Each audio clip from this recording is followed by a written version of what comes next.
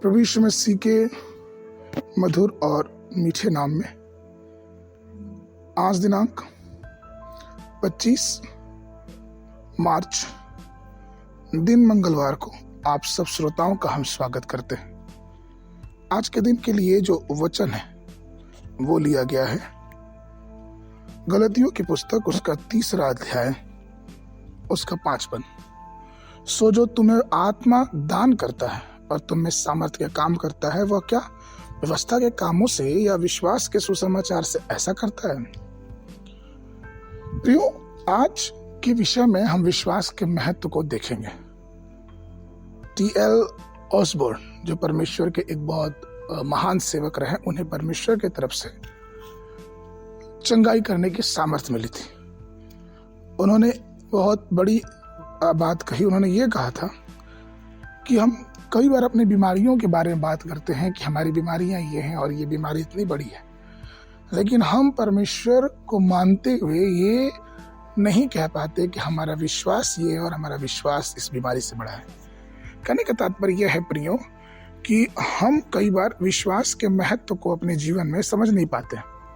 हम कई बार ये नहीं समझ पाते हैं कि ये विश्वास इन सारे तूफानों, इन सारी परेशानियों, इन सारे रोगों, सारी बीमारियों से हट के ये उन सबसे महान है, क्योंकि ये विश्वास एक जीवित परमेश्वर की सामर्थ्य कामों पे है।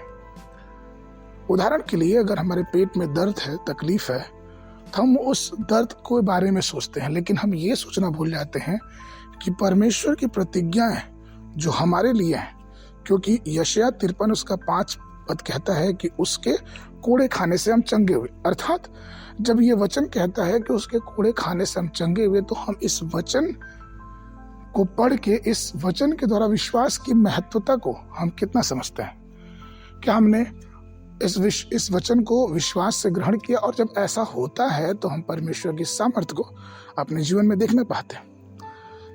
इस पे बहुत जरूरी है कि हम जो प्रभु यीशु मसीह को मानने वाले हैं, हम जो परमेश्वर से प्रार्थना करते हैं, हमें सब बातों पे ध्यान दें। सुसमाचार को अगर हम पढ़े, चाहे मत्ती हो, मरकुस हो, लूका हो, यूहन्ना हो, आप ये देखिए कि एक पैटर्न, एक तरीका इन्होंने अपनाया है, और वो तरीका ये है कि जिनको भी प्रभु यीशु मसीह से चंगाई चाहिए थी, उनका विश्वास उनकी चंगाई में एक महत्वपूर्ण अभिनय निभाया है।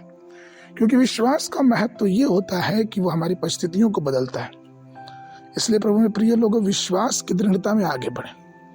आज हम जीवित हैं तो हम इस बात को जाने कि हमारा परमेश्वर अपरिवर्तनीय है। जो वो था, वो है और वो हमेशा रहेगा। इसलिए उसके विश्वास, उसके द्वारा दिए गए वचन पर विश्वास करें और उस विश्वास की महत्वता को समझे, जिससे परमेश्वर की आशीषें हमारे जीवन में भरपूरी से रहने पाए। आगे के मनन के लिए मलाकी की पुस्तक उसका 4 अध्याय 2 पद। परंतु तुम्हारे लिए जो मेरे नाम का भय मानते हैं, धर्म और सूर्य उदय होगा और उसकी किरणों के द्वारा तुम चंगे हो जाओगे, और तुम निकलकर पाले हुए बछड़े की नाई कूदोगे और फांदोगे।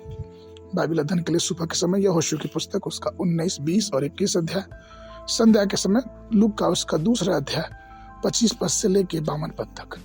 परमेश्वर आप सबको आशीष देवे।